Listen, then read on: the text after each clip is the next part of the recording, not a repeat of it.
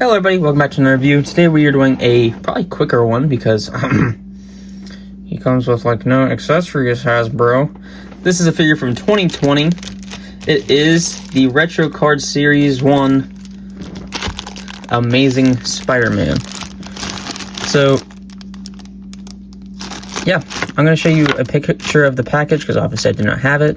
Front, back, and have the description read. So let's go ahead and get into it. As you can see on the front of the box, you got that 90s Spider-Man logo with the Marvel Comics right up above it. Spider-Man's even hanging on top of the logo.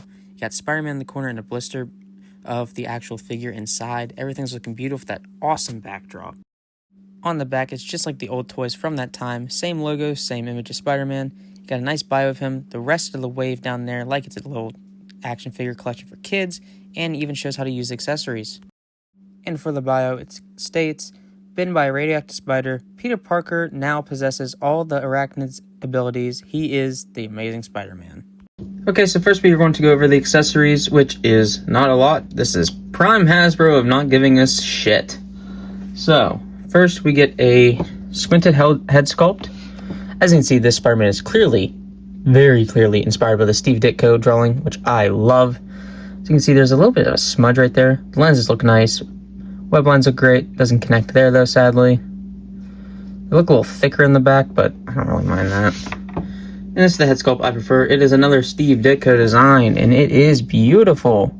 The web lines are off center on mine though, which is sad, but it is okay.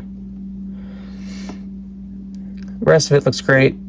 Other than the blotchiness in the back. Wow, this head sculpt is really messed up now that I'm looking at it. I've had him for 6 years. That's insane. Yep, this is a 6-year figure. He came out in 2020. I bought him for $25. He's now up in the 60s to 70s range, which is insane considering how little he comes with and how much better Spider-Man we have now. But, accessory-wise, does not come with everything I wish he would. He comes with 2 fisted hands, which look great. Missing a little bit of web line, but I don't really care on that. Look very nice. Then you get 2 flipping hands. And I am curious to see if our Mayfex and SH Figuarts by CT Toys will fit these Spider-Man hands. So I'm going to grab a nice little web line. And yes, they do. Thank God. Because I don't have any custom webs anymore. I used to, not anymore. And honestly, they look decent. They don't really line up perfectly, but they line up enough. You do get 2 of those flipping hands. I'm trying to see if there's one that is less slanted. Honestly, I think it's the way they position the hands. So let me see something. Let's put it on like this. But let's do it like this.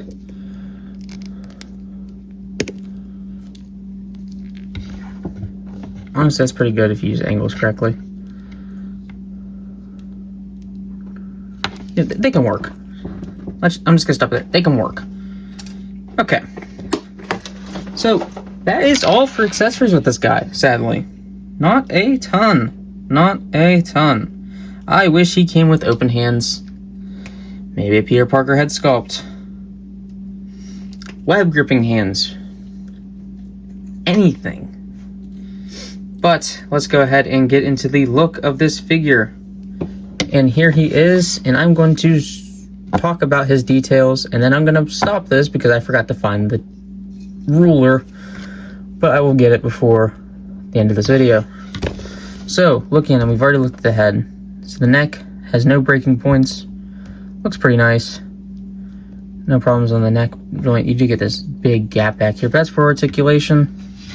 Spider logo looks nice. Tiny, just like Steve Ditko's. There are some paint splotches right there. Oh, Hasbro. Pinned joints. All of these are pinned joints, and you can definitely tell on the blue side. which I don't like personally, but again, 6-year-old figure. It was amazing for its time. It was the Amazing Spider-Man at its time, I will not lie. It was great. It was grand. Nothing bad here on the belt, except for it doesn't line up right on either side. Has some weird text printing right there. That's annoying. The back spider looks great though. Boots look good, and so do the feet. So, let me go find that ruler and I will tell you how tall he is. Okay, so I couldn't find the ruler, but I got my tape measure out. That's brand new. And I just want to say, Milwaukee, screw you. Love your tools. Packaging sucks. This took me 5 minutes to get out of the damn box because, God forbid, you just make it in a regular thing. The plastic on those things are so hard to do. But, other than that, this guy stands about exactly 6 inches tall. Which is what I said. But, now that that's over with, let's go ahead and get into this guy's articulation. He can look up that much, which is insane. Down that much, which is nothing. Head tilt a little bit. And, of course, all the way around. Arms on a butterfly that can go back that far, forward that far. Arms can go up that much, down that much, and, of course, all the way around. He has a bicep swivel, double jointed elbows, giving him only that much articulation? Really? Yeah, okay.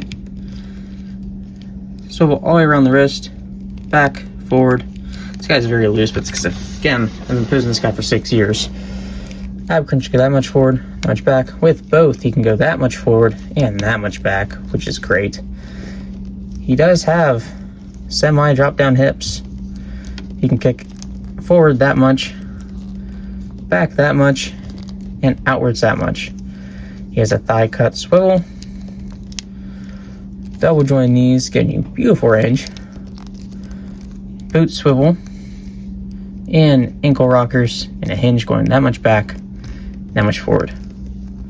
So overall, great figure for its time. Nowadays, do I recommend you spend the $60 on him? No. No, I do not. Unless you're collecting the Retro Series Wave, like me. But I've had this guy since the beginning. And honestly, if you find him for, I'd even say $35, I would pick him up. He is a great figure. Just wish he came with more hands, but honestly, if you're a collector like me, you have the hands that you can use for him. But if you have the hands, that means you probably do have a better Spider-Man figure. It's a very hard dynamic. I have a very big space in my heart for this figure because he's one of the first figures I ever got when I started collecting back in 2019. Of course, I had some of the older Marvel Legends whenever I was a kid, but this is the first one I kept and didn't just give away at a yard sale or sell it, or my mom threw it out. This was one of my first. Him and Union Jack. So, personally for me, I love the figure. But I would understand why you wouldn't want him. But overall, I give him a solid, in my heart, a 10 out of 10. But in realistic, probably 7.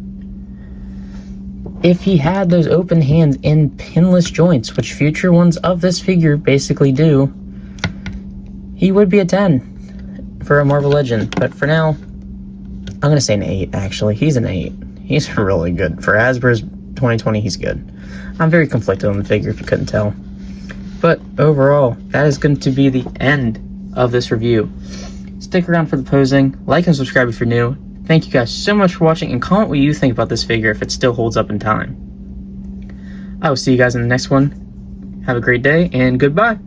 And like I was just talking about, it's hard for me to rate this figure because he has such a nice place in my heart. Getting him back when he first released, he was one of my first figures. He's beautiful. I love him. But he isn't up to date. Still, 10 out of 10 for me.